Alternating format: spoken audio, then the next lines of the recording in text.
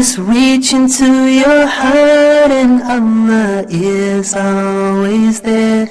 You are never alone. You are never alone. Through sorrow and through grief, through happiness and peace, you are never alone. When you purchase a toaster oven or microwave, it comes with an instruction manual. When you purchase an automobile, it comes with the owner's manual and service booklet. But what happens when you have a baby? You don't leave the hospital with the book, How to Be a Dad, or How to Educate Your Children. Well, of course, there's lots of literature and books written about this very topic. But what source to trust? Of course, you guys, it's a difficult topic, which is why we have today with us here a very special man, a special guest. But before I introduce him, let me give you all of our contact information, inshallah, starting with the phone number, which is, of course, 002-0238-555-248 or 9. Let me say that one more time. 002-0238-555-248 or 249. Give us a call live, and we have a very special guest so you can ask him your parenting questions directly, inshallah. Of course, we have our Facebook as well, which should appear on your screen shortly. www.facebook.com/family issues. That's right. Facebook.com/family issues. Please feel free to leave your comments, posts, suggestions. I can check them live on the show using this iPad in front of me, inshallah. Of course, we have the email. Don't forget our email, familyissues@huda.tv, familyissues@huda.tv. So shoot me an email, inshallah. Last but not least, don't forget Skype, you guys. We put the Skype up there for you to contact us and to give us your feedback live and free of charge, so you can't beat that. The ID is Huda_TV. That's Huda_TV. You guys might be a little bit surprised to see me, but that's because our dear friend and brother Muhammad Abdul Rahim wasn't able to make it today. So I'm just filling in his shoes, inshallah. So next week he will be with us, inshallah. So don't worry, next week he'll be here live on Family Issues to answer you guys' questions. Like I said, let's get into the show now. We have a very, very special guest. He's an educational trainer. He's going to teach us how to raise our kids and educate them, engage their intelligence, and make sure they're on the right track. We're very pleased and honored to have him. Like I said, this gentleman has a master's from the United States at the American International College. He's an educational trainer, Mr. Ayman Shamrukh. Assalamu alaikum, Mr. Ayman. Wa alaikum assalam wa rahmatullahi wa barakatuh. Thank you so much for joining us today on this program. It's an honor to be with you. Thank you for... It's my pleasure. Thank you. Well, this is a very important topic for all parents or people even who do not have children yet, perhaps newlyweds. Every parent asks themselves this question from the start. How can they gauge the intelligence of their child? Are they smart enough, basically? Actually, I know this is a concern that most parents ask this question, but I think that the question should be asked correctly. We shouldn't ask, instead of asking how smart are our kids, we should ask how are our kids smart. Right, and that's an excellent point, because as parents, right, so in other words, you're saying, think out of the box. There's different kinds of intelligences. Is that what you mean? Yeah, of course. This is exactly what I mean, because we should ask how our kids are smart and how they can grasp the world. How can they grasp information? How can they get them? How can they process them? And after that, how can they give a product for that? Okay. This is the way, because we have we usually make a mistake. We think that intelligence is one entity. And what is that entity? Okay, we think that if you are good logically, if you can do mathematics well, so you are intelligent. Right. This is what we usually think, or what we think that this is the definition of intelligence. If I might interrupt you, Mr. Ayman, for example, we think if my child is book smart, if he does well in math, in science, in English, then he's smart. If he excels in another field, we say he's not smart. He's not a smart kid. Is that what you mean? Yes, of course. This is exactly what I mean, because now there are theories, and they tell us that intelligence is not one entity, it's different entities. I'm going to explain that in details, how to identify the intelligences of our kids. Well, can we start by enumerating and describing what kind of intelligences are there? Dr. Howard Gardner, he is a cognition and education professor in Harvard. He came up with a theory in his book Frames of Mind, 1980-30, and he told us that intelligence is not one component, one entity. It's 8 entities, Okay. 8 components. Okay. Which And are- he identified them, and he gave descriptions, and he told us that although each type of intelligences is working individually, but they are still working together Okay. to give us the product at the end. So each child will have a different combination of these intelligences, we can say. Actually, he told us that if each one of us has all the intelligences together, but there might be one of them dominant, Okay. much more dominant than the others. Okay. Can you now enumerate, Mr. Ayman, perhaps the 8 intelligences or 8 components of intelligence that you're speaking about? Okay. I think now we can see a picture of the 8 intelligences. Okay, So, inshallah, but if the brothers, there we are, yeah. yeah, that's it. As we see here, the intelligences are linguistic intelligence, Okay. bodily kinesthetic intelligence, interpersonal intelligence, musical intelligence, visual spatial intelligence, logical mathematical intelligence, intrapersonal intelligence, and naturalist intelligence. Now, Mr. Ayman, if you don't mind me interrupting you, what is of these 8 intelligences or components of intelligence, what is the one that we say traditionally that the parents, I guess, in our culture and society today, what is the one intelligence that we think of? Of course, the mathematical and the logical mathematical one. Where this is because we want our child to be a doctor, an engineer, and we Yes. see this as intelligence only. Yeah. Right. Okay. Listen. Okay. Excellent point. Now, what about linguistic intelligence? We see some people are more adept to learn different languages very fast. Is this what is meant here? Yes, of course. And by the way, in our schools usually concentrate in the giving instruction and so on, mostly on the logical, mathematical, and linguistic. Okay, so more than others. The whole academic society, complex schools are focused on this way of learning. Yes. Is that good or bad? Yeah. Now we can't judge if this is good or bad, but we can say that they are concentrating only on 2 intelligences. So what about the other 6 intelligences? So first, okay, so this is interesting. So before we identify the 6 other ones, how do we identify our child? Where does our child fit in? Perhaps our child fits in the mathematical intelligence, or perhaps he fits in one of the 6 that are taught in the school. So first of all, how can we identify which one our child falls into? Okay. At school, and even at home, at school there are 3 ways to identify the intelligences. There are inventories, questionnaires, and this is usually made or done for the elders. Okay. But there are 2 other ways. Parents themselves, they can give teachers reports about what did they notice, what are about the preferences of their kids. Okay.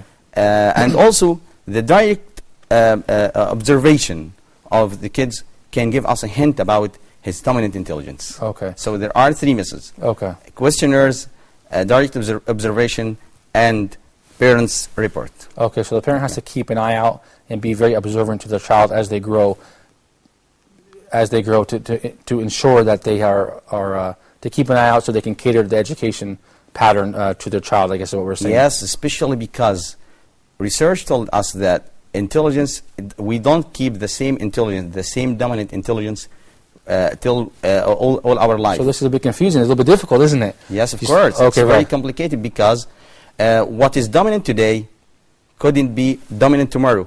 Okay. It depends on a lot of factors. Okay. Our environment, the career that we are having now, our preferences. We might have changed our preferences and what we need, what we want, Right. what we like. The brain our brain has more than 100 billion cells. SubhanAllah. So can you imagine how many new products and how many processes can happen between 100 billion cells? Yeah, it's amazing to imagine. So- Mr. Ayman, perhaps we have a child when the parent thinks, my child is not intelligent. Do you think perhaps it's because they have not identified his strength and what type of intelligence he has, and they begin to continue teaching him the mathematical intelligence which we have learned in our schools? I mean, is that a possibility? Yeah, they usually say that our kid is not smart according to the concept, the traditional old concept, Right. that the smart one is the good one at mathematics and science. Right. But now, after this theory, each one is smart. That's why I said in the very beginning, and I think we have a picture for parents. I need them to reflect on this layer. We shouldn't ask. Here. It's the first one. We shouldn't ask how smart are our kids. We should ask how are our kids smart. Yeah, how are they? How are they smart? Right. It's better than asking how smart they are. And here in humorous time we have that's an excellent point. I Yeah, like this Go is ahead. the first type of Intelligence. intelligences. This is the linguistic intelligence, and the linguistic intelligence usually we cannot sit in our kids when they are like or students who like to speak, students who like to talk, students who can express themselves clearly. They have much more vocabularies than their peers. Oh, it doesn't necessarily mean they speak more than one language, but they're fluent in the language they speak. Yes, they like to exactly. read, they like to write, communication skills. Yes, and also they enjoy reading, as you said. They like telling stories. They spell easily. Okay.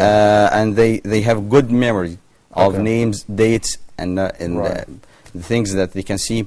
And by the way, they can, when they grow up, if you grow up and you have that type of intelligence, you could be a good politician, Right. a good sheikh, a good interviewer, Lawyers, lawyers, professors, yes, journalists. all Yeah. these jobs. They Author. are very skillful in them because they are doing what they like, Right. and what they, according to the intelligence that they have. That's the key, isn't it? To find something that, according to our intelligence, to find work and to find an education pattern according to our intelligence. So that's interesting with the linguistic intelligence. What about another intelligence we could speak about? The second intelligence could be the logical mathematical intelligence. Okay. We are familiar with that because the IQ tests and so on, they are designed according to this type of intelligence. Students who have this dominant type, logical mathematical intelligence, they are usually good at math. Right. They can work well with, they can find patterns, Right. they can find relations, they know the cause, the reason, Right. they can justify things and find patterns and relations very easily. Right. Yes. When the word smart comes to mind, because the culture has made it this way, we think of these people. They become engineers, electrical engineers, scientists. Yeah, sure. Especially because they are sequential. Yes. Yes, and Good point. yes, and also they understand, as I told you, patterns better than others. Right. So they could be managers. Yeah. Okay. Right. Yeah. Yeah. Mathematicians, scientists, this type of things. Right. Yeah, and they also, when they like to play computer games, they like the strategic play games and so on. They Right. are very skillful in them. In this case. Okay. Yeah, and also they usually like computer. Computer stuff. Yeah, Right. computer Okay. stuff and so on. Yeah. That works well with their brain. So this is mathematical intelligence. Yes. Okay. Yeah. Excellent. The third type, our kid could have an intelligence or a musical intelligence. Okay. Musical intelligence. Okay. Yeah, it involves the skills in performance, composition, Oh, okay. finding relations between the tune and the word, Okay. like poets and so on. Right. Yeah. Reciters of the Quran. Yes, Because I knew a reciting man. the Quran. Yes, I knew a man who was a musician, a very famous musician. He became Muslim, and he said, "I use the same skills that Allah gave me in tajweed of the Quran." Yes. So he was like a musical intelligence person. Yes, of course. Yeah. People who are very good or very skillful at tajweed al-Quran, they have musical intelligence. Right. Sheikh Abdul Basit Samad, Sheikh Mashari Rashid, they have that because they keep the tune, they don't break it. Right. Right. And by the way, it doesn't mean only that you can compose or write music or whatever. It also, if you have the feeling, Right. and you feel, do you know people who usually when they hear Quran, when they read Quran, they do like that. Yeah, they have this type of Yeah, thinking. they keep the rhythm. Yes. Oh, okay. Yeah. This- They feel it. Yeah, they Yeah. fall into this intelligence. Okay. Yes, Yeah, they have this intelligence. Very good. Interesting. Yeah, okay. So they can work as Quran reciters. Right. Right. They could be singers, composers, poets. Yeah, Yeah. poets, for example, they could be poets, Quran reciters. Very Yes, good. Yeah, yes. excellent. And at school, or even at home, parents could work on that. They could give the material or present the material in rhymes. Right. Yes, if there is something Good point. difficult, we can present it in rhymes to our Right, kids. yeah. If our kid has this type of intelligence as a dominant one. Yeah, excellent And even at point. schools. Right. Excellent point. Yeah, we're catering to their strengths. Yeah. Yes. Yeah, that's an excellent point. I've heard people say also teaching like through poetry, like you said, rhymes and things like that, to cement the concepts in the mind of the children. So that's an excellent point. Yeah. So what else do we have, Mr. Ayman? Yeah, sure. So this is the point to Mr. Malik, that we could work. It's better to work on the strength of our students, better than looking for the failures or the weakness points. Which is what we do now, isn't it? Actually, Yeah. what we are looking for now is what are the weaknesses so we can try to improve them. Right. We neglect the strength points. Yeah. But if we, let's say, try to shift this attention, let's pay attention more for their strength points and present the material and give them the chance to grasp the world through the way or the strength point that they have. Right, yeah. Excellent point. I agree with you. If we shift this point or change this, Right. I think a lot of things will be changed. And even our grasp, our looking towards our kids, our perception of them, Everything. and we can even, if we know the intelligences, by the way, as parents, because I think and I believe that we as parents and teachers, educators, we should know our preferable and our dominant intelligence. By of course, we should know that firstly. Yeah. Because as a parent or as a teacher, my teaching style, Of course. is affected by my my intelligence, Yeah. my dominant intelligence. Yeah, sure. Yes. Of course. And societies will benefit from this as well. Yes, of course. Yeah. And for sure, when I produce or instruct something, I produce it or instruct it according to my preferable and my dominant intelligence. Right, of course. So students who have the same intelligence, yeah, it will be great with them. But what about the others? Of course. That's why, in another point in our meeting today, we can talk about differentiation. Right, okay. Yeah. Excellent point. It's a confidence booster, too, for many people who perhaps felt like they weren't intelligent throughout their life, because especially in the Middle East and the Far East, I believe, they really hammer home this mathematical intelligence, and if you don't meet the standard, it's like you're dumb. But that's Yeah. not the case according to the information that we have today, so that's very, course. very, very helpful. What is the fourth type of intelligence, Mr. Ayman? Bodily kinesthetic intelligence. What does that mean? It's a big word. Yeah, it's a big word, actually. It entails potentials of using one's whole body. People who can learn by doing things, the haptic people. right. They learn if they are involved by their hands or body. Physically. Yeah, physically. Physical movements. Yes, that's why a teacher can help them to learn by giving them the chance to play part in or take part in play rolling. In a situation in classroom. Oh, right. Yes, right. if they, and also he has to give them the chance to move, Right. because they can't keep standing a lot. Right. They have to participate in the They activity. have to participate, and if they are engaged or involved bodily, they learn better. And this is a bit challenging for parents and teachers, isn't it? Yes, of course, Yeah. because teachers usually don't like students who like to move a lot and so on. Yeah. How can you accommodate a classroom full of students? That would be difficult. But perhaps, what about parents at home? How can they teach? What techniques can we give parents at home who have children with this type of intelligence? I think at home we can give them the chance to build models, make patterns, and so on. This is a very great technique, and I'm going to show you at the end of, inshallah, of our program, Inshallah. an experiment that I have done with my students. Oh, great. I gave them the chance to build a model of thing, and I was astonished when I see how great they were. Inshallah, I look forward to Really. seeing that, inshallah. So you can give them the chance to do. And by the way, this intelligence, about this intelligence, sometimes, especially for younger kids, when we buy them a new toy, they break it within 2 or 3 days. Right. Usually. And we get angry and shout at them, why did you break it, and so on. He didn't break it because he's bad or whatever. Right. Because he wants to know what's inside it. Right. He wants to work by his hand on it. He's learning. He's learning. Yeah. How does it make the sound? How does it make this movement? So he's learning. He's not breaking, he's Right. learning. Excellent point, Mr. Simon. If I could just interrupt you briefly, what about, say, a young child? Okay, say we have a couple who just married and they have a child, maybe 2 years old. What do they look for with that 2-year-old child? How do they? Everybody wants their child to be so smart, and they love their children. What type of toys should they bring him? What type of activities should they do to stimulate his brain and to see what kind of intelligence he has? Okay. Research told us that most students or most kids before school time, before 6 years, they are bodily kinesthetic. The dominant intelligence Is the body bodily kinesthetic. Yes. Okay. That's why we have to give them the chance to move, to Right, run. right. Yes, to practice sport. Okay. Yes. That's important. Yes. Activities. Yeah, activities. Blocks. Playing with jigsaws Okay, that stuff. and blocks and so on. Yes. Okay, that develops his Leaders hand-eye and so on. coordination, his, okay, that sort of thing. That builds his character and his way of learning. Okay, of course. Yeah. And as, of course, the child grows, a parent has to continue to read and learn because there's so many challenges to educating our children. But we can do a lot of programs on that. Sounds very interesting. Yeah, of course. But, Mr. Rahman, what about the fifth element or type of intelligence? The next one is the visual spatial.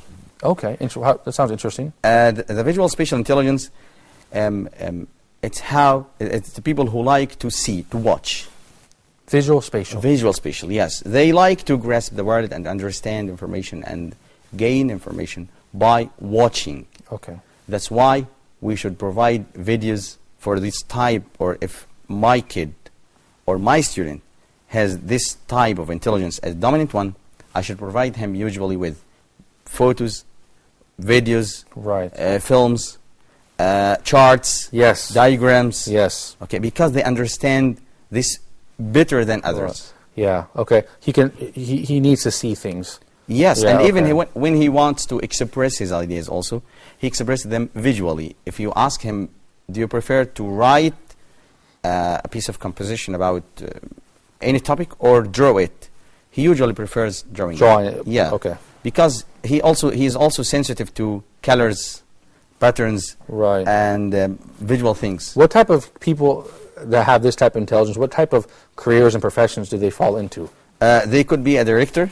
Yeah, Yes, right, because, of course. you know, yeah, a director, he sees, when he reads the scripts, right, he imagines everything, every step in the film or the movie before he let right, actors do it. Right. That's why even he gave instructions to actors. Yeah. He told them, you put your hand like that or say it like that, because he had a previous image of what should be done. He has it visually. MashaAllah, that's a very interesting point. And when our kids grow up more, for about 9 or 10 years, the second, usually the second dominant intelligence of our kids after the kinesthetic is visual. Oh, okay. Yeah. Okay, sure. That's why we should provide them with the visual materials. Okay. It's very important. Okay. At schools and even at home. Okay, excellent. And we can give them also the chance to use highlighters when they need to learn something new. They need highlighters. Right. And by the way, when they want to rehearse Quran and keep it by heart, right, they should learn Quran from one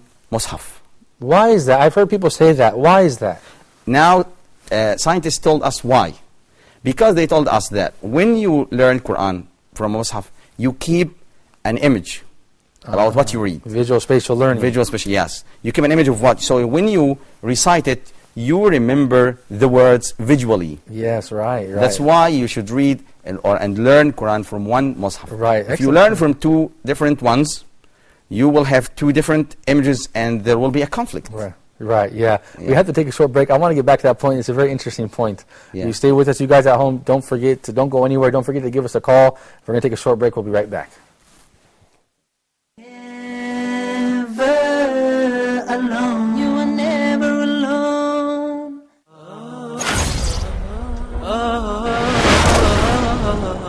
Allah subhanahu wa ta'ala choose whom He wills subhanahu wa ta'ala for His mercy, for His messengership, for the revelation to be revealed. This is not for the human beings to make that decision. If a person would turn to Allah subhanahu wa ta'ala sincerely, truthfully, asking for forgiveness, Allah subhanahu wa ta'ala promised to forgive. We have as Muslims a duty, and that is to recite the book of Allah, to ponder over the verses, the words of Allah subhanahu wa ta'ala, and to act according to the Quran. The mercy of Allah subhanahu wa ta'ala encompasses everything. But who would this mercy will be for? And the Prophet ﷺ was sent to all mankind. So the ummah, or the people of the Prophet ﷺ, are all mankind since the time of the Prophet ﷺ till the day of judgment. Why waste our life without getting to know every verse in the Quran, what Allah subhanahu wa ta'ala wants from us?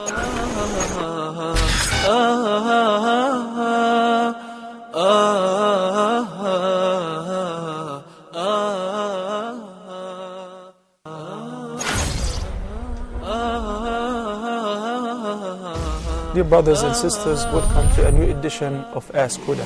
I have two questions. Please go ahead. You can read it in Arabic and you can also understand the meaning in your own language. The different tafsir and the interpretation of the meanings of the Quran are available in almost every language that exists on earth by the grace of Allah. The water of Zamzam is for whatever intention you drink it with.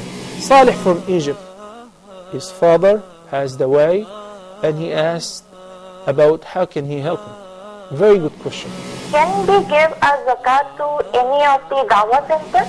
The ibadah or the act of worship is a part of the unity of worship. It has to be paid to Allah subhanahu wa ta'ala and in accordance with the guidance of His Prophet sallallahu alayhi wa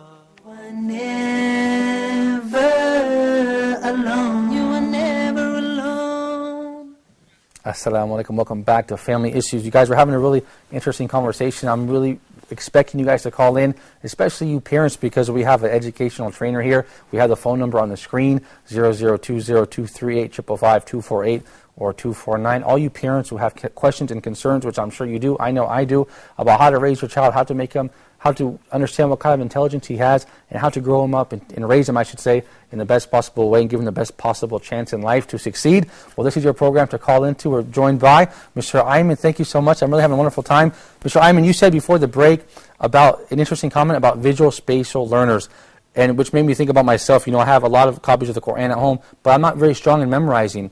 And someone said to me recently, buy one Musaf and read from it. And you explain why. Go ahead. Perhaps you can recap for the viewers who weren't watching. I told you that it's better to read from one Mus'haf.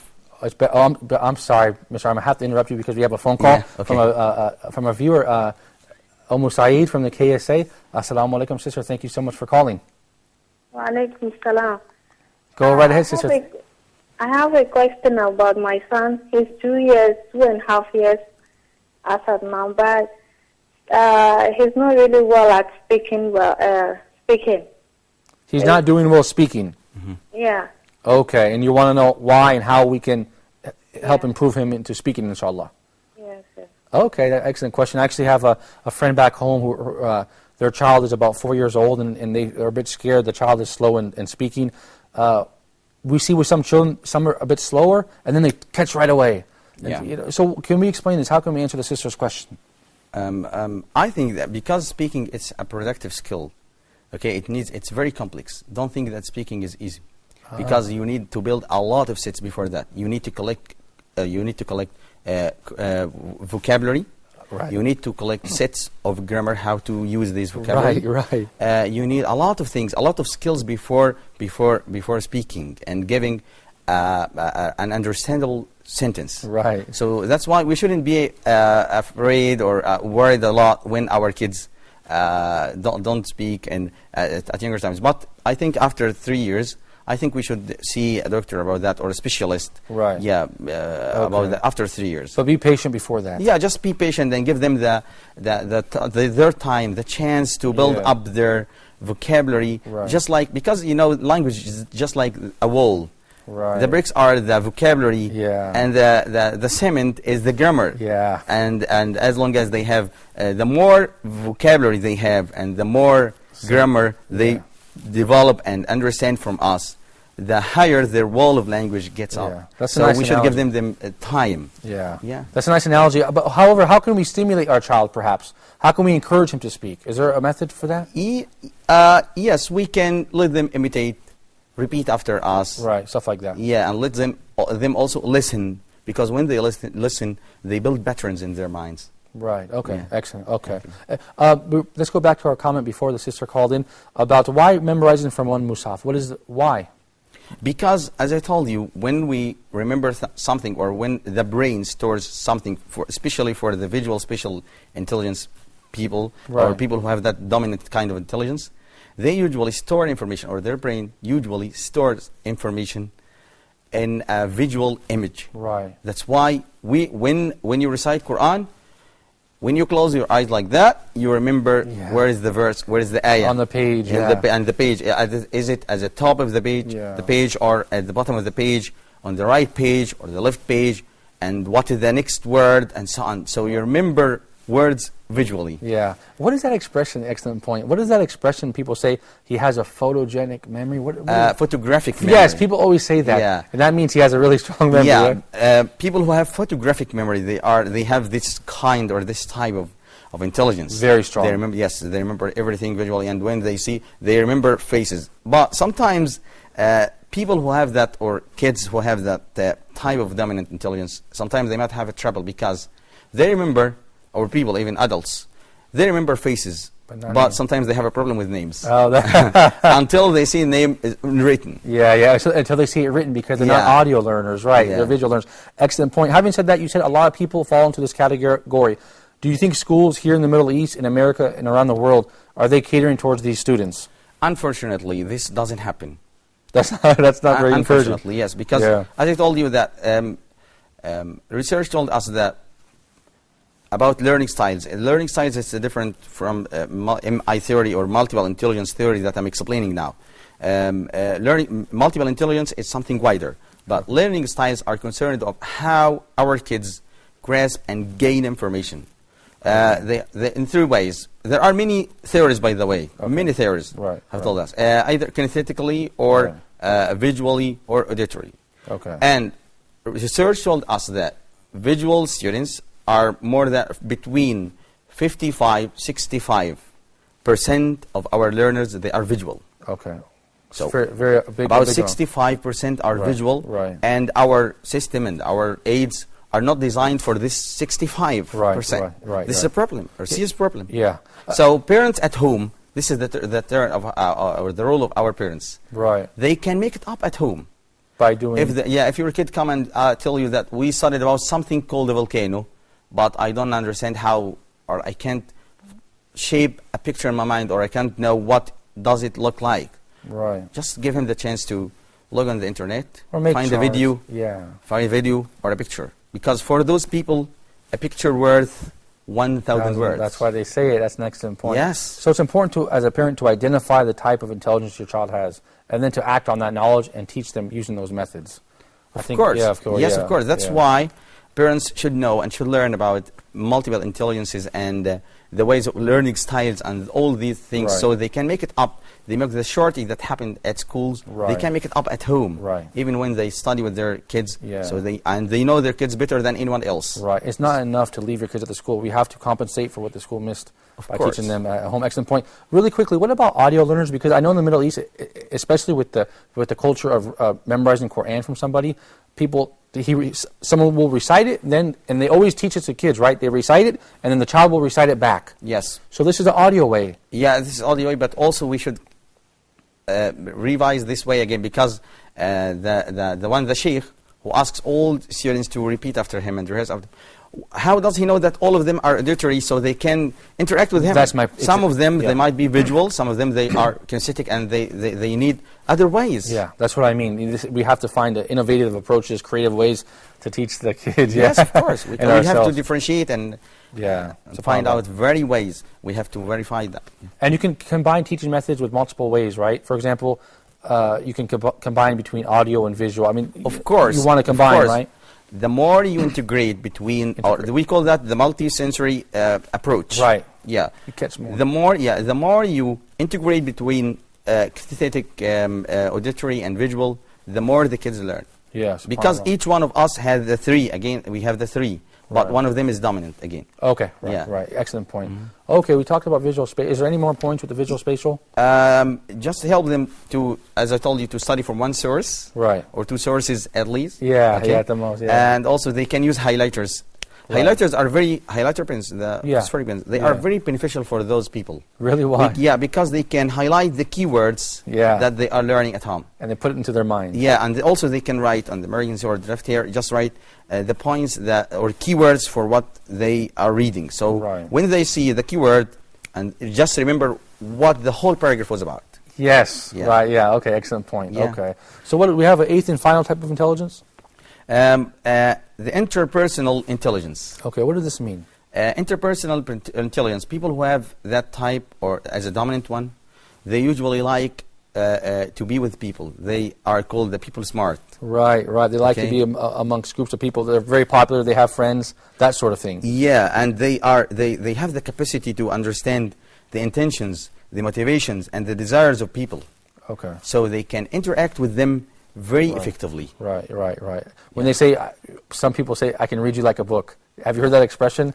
It means I understood you. I understand your body language, your tone of voice, this type of thing, right? Yes. Yeah. They are clever in catching that in others. Yeah. So they can, when they interact with you, they do that with the same, with in a good way, because they understand what do you expect from them. Right. So these people have strong relationships and friendships, perhaps. Yes, and also they like to work in groups, teamwork. They are very clever in teamwork. And so on. Well, that's excellent. What type of fields and professions do you think these people fall into? Is there any specific thing? Or educators. Oh, right, of course. Yes. Yeah. Salespersons. Oh, right. You know, sales and marketing, you don't want to buy this, but after just only 5 minutes of sitting with him, you tell him, I need to. Yeah, so because this person understands people and can speak with them. Yeah, especially if he has a linguistic intelligence. Oh, there you Beside go. interpersonal, it will be a wonderful combination. So he will convince you to buy anything, to buy air. Also religious people also, because they need to have good relations with people. They need to understand people. The sheikh, great point. He should understand his audience and see their motivations, and also he can see how do they respond. So he can modify if he feels that they got bored, he can change. He can. Yeah, he has to use multiple approaches according to the target. Yes. So he has to read the target, read the audience. So people who have that kind of intelligence, they are good sheikhs. Yeah, excellent point. And also they can work as political leaders. Because political leaders they become or they are successful when they understand what do people need to learn, to hear. Yeah, he just say what people need to hear. Yeah, because he wants to make in order to make himself appealing. Yes, he wants to know what. Yeah, excellent point. Yeah, excellent point. Well, having said that, I mean, this theory there's many theories in this field, of course, but this theory is one perhaps that you respect highly more than others? Yeah, because I think this one, of course, there are a lot of questions about it. But I think this one is the most integrated one because, as I told you before, the learning styles and theories, they only concentrate on how does the kid grasp or get information. Right, okay. But this theory, and Howard Gardner and his team, he develops and he went beyond that. He told us how kids grasp and get the information, and how does he process it in his mind and file it. Right. Okay, and then how does he produce a new product. Right. Related to it. Yeah, that's so amazing. this is the integration, and this is the why do I feel that this is better than and integrated much more than other theories. Okay. Yeah. Let's say perhaps we have a viewer at home who has a young child, a boy or a girl. We didn't speak about the differences in genders, by the way. Yeah. That's an interesting topic, isn't it? The differences in learning between genders. Yeah. I mean, should we approach our sons and daughters differently? I mean, this is a whole different topic, isn't it? I haven't read scientific researches about that, but I read once that girls usually tend to be auditory and they like to hear and so on and talk. But boys, they like to work. They are much more kinesthetic than girls. Right, yeah. And I think this is logic. Yeah. It's very logical. Natural. Because the physics of boys is different from girls. It's the creation of Allah. Yeah, and it also can explain to us why do girls and women spend a lot of time talking with the phone. Yeah. So excellent point. So leaving that part aside now, say we have a viewer at home who has a small child. Can we give them sort of like a roadmap, what to do when, starting with 2 years old, 3 years old, how does it change? What should they do? What should they look out for? Give them some helpful tips and pointers about how to identify the intelligence and then cater to that intelligence. Okay. I think that kids are born with a type of intelligence that is dominant. But according to the environment and according to the conditions and everything surrounding him, the way that we raise him, that intelligence could decline and someone else could get dominant. Okay. Yeah. So we can, to know them even in younger ages and to know what is the dominant one, we can expose them to many experiences We can give him the chance to learn how to recite Quran, so see if he has this kind of musical. Right. We can also give him the chance to play a sport or practice or do a sport, Right. or play a game or whatever, Right. or give him the chance also to play the jigsaws and so on, Right. to see if he has that kinesthetic, kinesthetic intelligence. Right. And also we can give him the chance to be with amongst other kids to see how does he act Right. amongst, yes, Yeah. because especially the leaders, the students who are the kids who are classified as leaders, Yeah. we can notice them from the very beginning. SubhanAllah, how? In nursery we can see them that they are even control other kids. Yeah.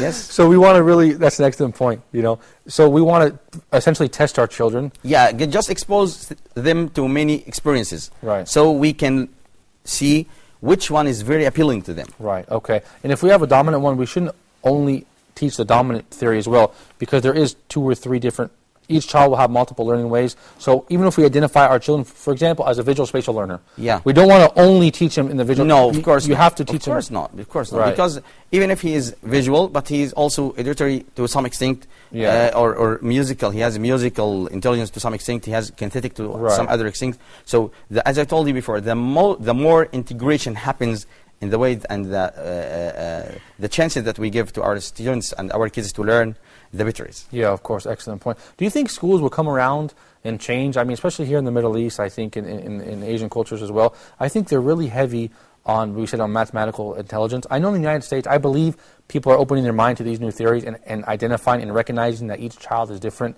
and has different needs and intelligences. But do you think that will change here in the culture here in the Middle East? It's very strong on pass this exam, we're going to teach you to the test, pass the exam, if you don't, you fail. Do you know what I mean? Textbook smart. I think this is a wound in the heart, because Right. here in our Arab world and in Egypt, we don't care a lot about for these skills, because our main concern of the whole education process is testing. Testing. And testing. The exam is the aim of everyone. We study for the exam. Yes. And for the certificate by the end. Yes. So the product and the aim is different. Right. If we should work more to make the student himself or the human as aim, as an Right. aim and a goal.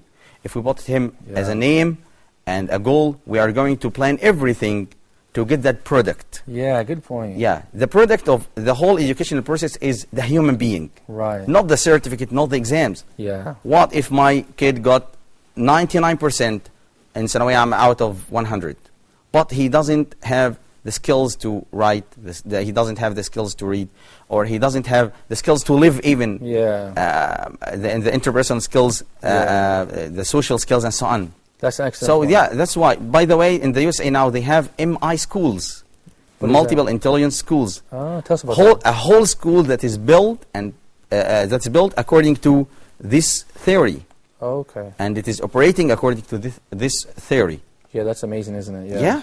We definitely have to look at new directions. But that's an amazing point. What you said about the result, the point of education is the human being itself Yes. to develop the person. Because now the point is the test. The test and the Yeah. certificate. Yeah. Yeah. That's why we have this kind of mass education. The teacher gives instruction, and the ones who understand, it's okay. The ones who don't understand, he can try with them again. But if they don't understand, it's okay.